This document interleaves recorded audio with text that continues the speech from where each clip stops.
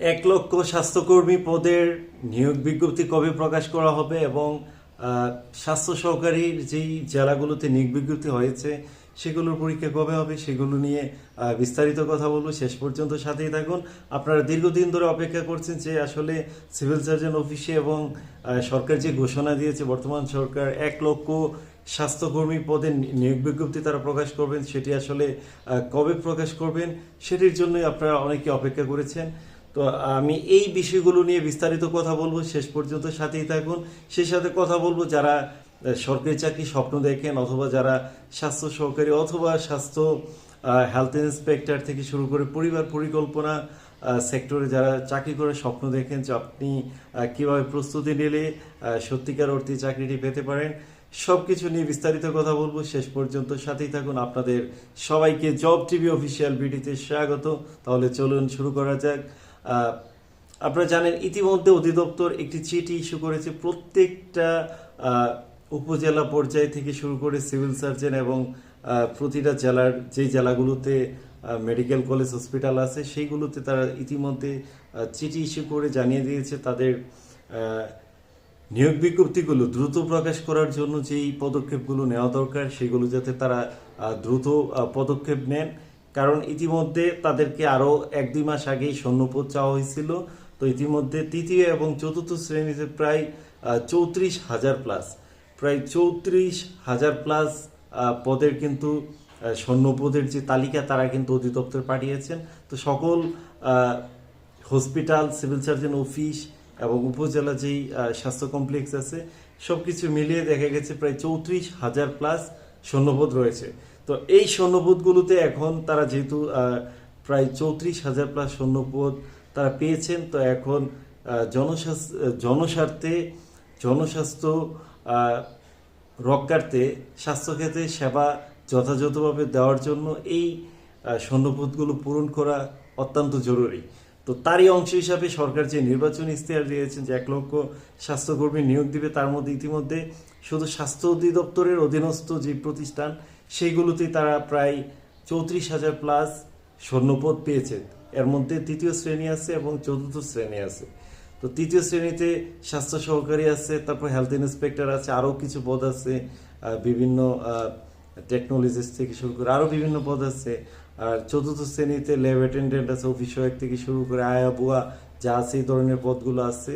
তো উভয় ক্ষেত্রে যারা চতুর্থ শ্রেণীতে নর্মালি যারা এসএসসি পাস করেছেন আপনারা সবাই আবেদন করতে পারবেন সার্কুলার দিলে, আর তৃতীয় শ্রেণীগুলোতে যারা ইন্টার পাস করেছেন তারা সবাই আবেদন করতে পারবেন যখন নিয়োগ বিজ্ঞপ্তি প্রকাশ করা হবে। তো তো অধিদপ্তরের চিঠিটা যদি আমরা অ্যানালাইসিস করি তাহলে এই চিঠির মাধ্যমে কিন্তু অধিদপ্তর একটা মেসেজ দিয়েছেন আগামী 1 থেকে 2 মাসের মধ্যেই তারা নিয়োগ বিজ্ঞপ্তিগুলো প্রকাশ করবেন। অর্থাৎ যারা দীর্ঘদিন ধরে এই সার্কুলারগুলোর জন্য অপেক্ষা করছেন আগামী 1 থেকে 2 মাসের মধ্যেই স্বাস্থ্য খাতের যে সবচেয়ে বিশাল নিয়োগ বিজ্ঞপ্তি সেটা প্রকাশ করা হবে। এটা শুধু 1 লক্ষ স্বাস্থ্যকর্মী যে সরকার নেবে এটা শুধু মাত্র স্বাস্থ্য অধিদপ্তরের অধীনস্থ প্রতিষ্ঠানগুলোতেই প্রায় 34,000 প্লাস সৈন্যপদ আছে। তো এখন কিন্তু পরিবার পরিকল্পনা অধিদপ্তর এটা কিন্তু আলাদা আরেকটা অধিদপ্তর। তো এটা স্বাস্থ্য ও পরিবার কল্যাণ যে মন্ত্রণালয় আছে তাদের অধীনস্থ হলো স্বাস্থ্য অধিদপ্তর।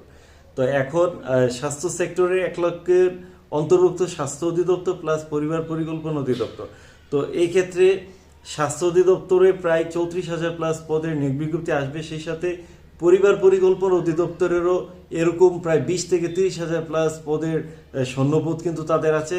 সেগুলোও আলাদা পরিবার পরিকল্পনাতে নিয়োগ বিজ্ঞপ্তি প্রকাশ করা হবে, যেহেতু সরকার ঘোষণা দিয়েছে ধাপে ধাপে আসবে, 1 মাস আগে পরে সেই নিয়োগ বিজ্ঞপ্তি আসবে। আমরা ইতিমধ্যে খবর নিয়েছি যে পরিবার পরিকল্পনা অধিদপ্তর তারাও সৈন্যপদ চেয়েছে এবং নিয়োগ বিজ্ঞপ্তি আগামী 2-3 মাসের মধ্যে দেওয়ার জন্য তারাও সর্বোচ্চ চেষ্টা চালাচ্ছে।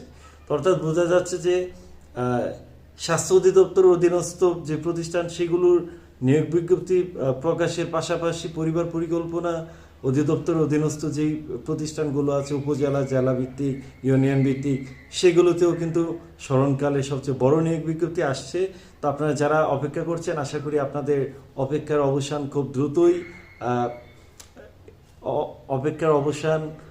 দ্রুতই হবে।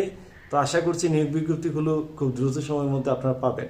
তো এখন আসি যারা স্বপ্ন দেখেন যে সত্যিকার অর্থে সরকারি চাকরি করতে চান, আপনাদের মধ্যে অনেকেই আছেন যারা হলো নতুন, আবার অনেকে আছেন এর আগে পরীক্ষা দিয়েছেন, তাদের এক্সপিরিয়েন্স আছে, আবার বেশিরভাগ ক্ষেত্রে দেখা যায় নতুন, আবার আপনাদের মধ্যে অনেককে দেখা যায় যারা 1 বছরে একটা মাত্র পরীক্ষা দেন।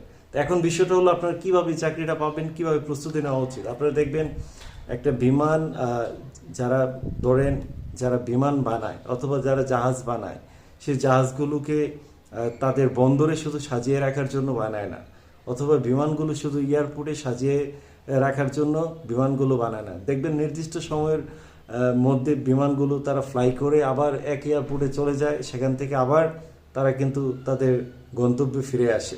তো এইভাবে কিন্তু প্রতিনিয়ত চলছে। তো আমাদের যারা আমরা সরকারি চাকরি স্বপ্ন দেখি, আমরা শুধু খালি সার্কুলার জন্যই বসে থাকি এবং পরীক্ষার এডমিট কার্ড কখন আসবে সেটার জন্য বসে থাকি।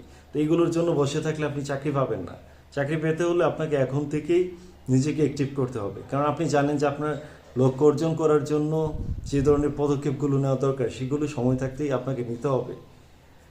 আপনারা জানেন যে নর্মালি স্বাস্থ্য খাতে 3য় এবং 4র্থ শ্রেণী এবং পরিবার পরিকল্পনা সেক্টরের 3য় এবং 4র্থ শ্রেণী, সেগুলো মূলত 4টা বিষয়ের উপর পরীক্ষা হয়: বাংলা, ইংরেজি, গণিত, জিকে, 4টা বিষয়।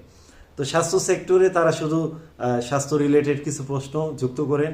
পরিবার পরিকল্পনা তারাও কিছু যেমন জীববিজ্ঞান থেকে অথবা স্বাস্থ্য রিলেটেড বিভিন্ন ভিটামিন, রোগ টোগ এগুলোর থেকে কিছু প্রশ্ন যুক্ত করেন। তো বাকি সব কিন্তু বাংলা, ইংরেজি, গণিত, সাধারণ জ্ঞান, এই 4টা বিষয় থেকে তারা কিন্তু কমন প্রশ্ন করেই। তো এইগুলোর উপরেই ঘুরে ফিরে পরীক্ষা হয়।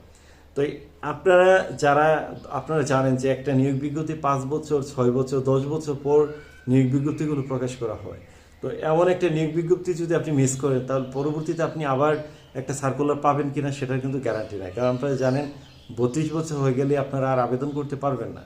তো এখন যারা এই পদগুলোতে চাকরি করার স্বপ্ন দেখেন, তাদেরকে আমি বলবো যে এখন থেকে প্রস্তুতি নেন এবং গোছানো প্রস্তুতি নেন, এবং যারা অভিজ্ঞ আছেন যে যারা সরকারি চাকরি করেন তাদের সাথে পরামর্শ করেন যে কীভাবে প্রস্তুতি নিলে ভালো হবে, কোন বইটা পড়া উচিত, কোন সাজেশনটা ফলো করার দরকার।